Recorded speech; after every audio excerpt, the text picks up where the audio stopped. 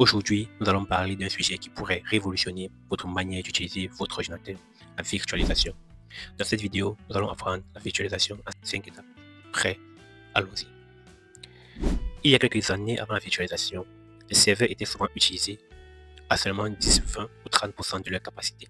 Ceci dû au fait que les applications et les systèmes d'exploitation nécessitaient des environnements matériels dédiés pour fonctionner correctement. Mais tout a changé grâce à la virtualisation. Qu'est-ce que la virtualisation? La virtualisation, c'est l'ensemble des techniques matérielles et logicielles qui permettent de faire fonctionner simultanément plusieurs systèmes, serveurs ou applications sur une seule machine. En d'autres termes, c'est comme si vous pouviez ouvrir une nouvelle fenêtre sur votre ordinateur, mais dans cette fenêtre, vous avez un autre système d'exploitation à votre disposition. Par exemple, dans ce cas, vous avez Ubuntu installé dans une machine virtuelle qui fonctionne en même temps sur Windows. Il existe principalement deux types de virtualisation que vous devez connaître. La virtualisation complète. Ici, il s'agit de créer un environnement matériel complet sur lequel un système d'exploitation peut être installé et exécuté comme s'il fonctionnait sur une machine physique. Pour cela, nous allons utiliser ici un hyperviseur de type 1 ou 2, comme par exemple VirtualBox ou VMware. Nous y reviendrons prochainement. Après la virtualisation complète, nous avons la virtualisation légère. La virtualisation légère partage directement le noyau du système d'exploitation hôte avec des environnements virtualisés, appelés conteneurs, sans émuler un matériel complet.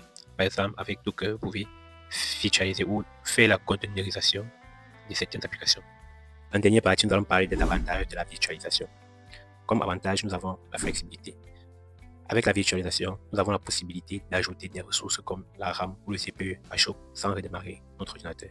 Par exemple, si, après avoir créé une machine virtuelle, on se rend compte que la RAM est insuffisante, nous pouvons l'augmenter sans avoir à éteindre notre ordinateur.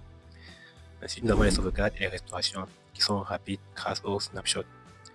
Et nous avons aussi la possibilité de déplacer une machine virtuelle d'une machine physique à une autre sans avoir à perdre des données.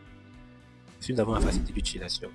Avec la virtualisation, nous n'avons pas besoin de redémarrer notre ordinateur pour passer d'un système à un autre. La virtualisation vous permet aussi d'économiser de l'argent et d'éviter des encombrements, car une seule machine peut jouer le rôle de plusieurs autres à la fois.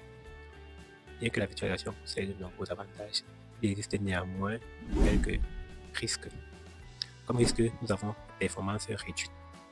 Puisqu'il s'agit de faire fonctionner deux ou plusieurs systèmes d'exploitation différents en même temps sur une seule machine, les performances seront forcément réduites.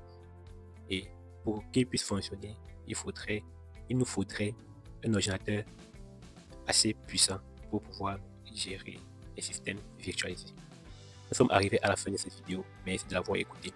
Dans une prochaine vidéo, je vous montrerai comment configurer des machines virtuelles avec VirtualBox sur Windows et sur Ubuntu.